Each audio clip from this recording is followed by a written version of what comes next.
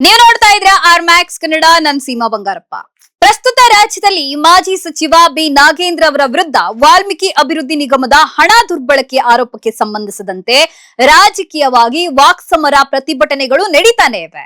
BJP ಮತ್ತು JDS ಸೇರಿದಂತೆ ವಿವಿಧ ಪಕ್ಷಗಳು ರಾಜ್ಯದ ಹಲವು ಜಿಲ್ಲೆಗಳಲ್ಲಿ ಬಿ ನಾಗೇಂದ್ರ ಅವರ ವಿರುದ್ಧ ಹೋರಾಟವನ್ನ ನಡೆಸ್ತಾ ಇವೆ. ಆದ್ರೆ ಬಳ್ಳಾರಿ ಜಿಲ್ಲೆಯಲ್ಲಿ ಮಾತ್ರ ಪರಿಸ್ಥಿತಿ ವಿಭಿನ್ನವಾಗಿದೆ. ಬಿ ನಾಗೇಂದ್ರ ಅವರ ಕ್ಷೇತ್ರದ ಜನತೆ ಅವರ ಬೆಂಬಲಕ್ಕೆ ನಿಂತು ಪ್ರತಿಭಟನೆಯನ್ನ ನಡೆಸಿದ್ದು, ದಲಿತ ನಾಯಕನೊಬ್ಬನನ್ನ ರಾಜಕೀಯವಾಗಿ ತುಳಿಯಲು ಬಿಜೆಪಿ ಮತ್ತು ಜೆಡಿಎಸ್ ಪ್ರಯತ್ನಿಸ್ತಾ ಇವೆ ಅಂತ ಹೇಳಿ ಆರೋಪವನ್ನ ಮಾಡಿದ್ದಾರೆ.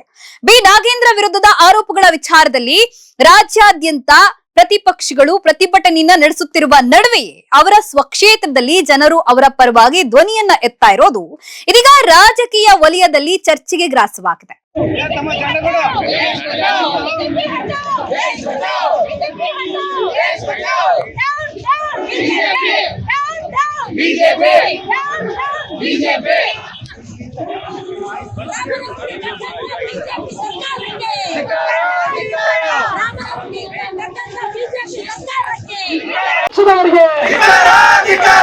ಜನರ ಸಮಸ್ಯೆಯನ್ನು ಕೇಳದೆ ಒಬ್ಬ ವ್ಯಕ್ತಿಗೋಸ್ಕರ ಅಡ್ಡಿಪಡಿಸುತ್ತಿರುವಂತಹ ಬಿಜೆಪಿ ಪಕ್ಷದವರಿಗೆ, ಜನರ ಸೇವೆಯನ್ನು ಮಾಡಲು ಸೇರಿಸಿದ ಸಚಿವ ಚಟ್ಟ ನಡೆಸುತ್ತಿರುವಂತಹ ಬಿಜೆಪಿ ಅವರಿಗೆ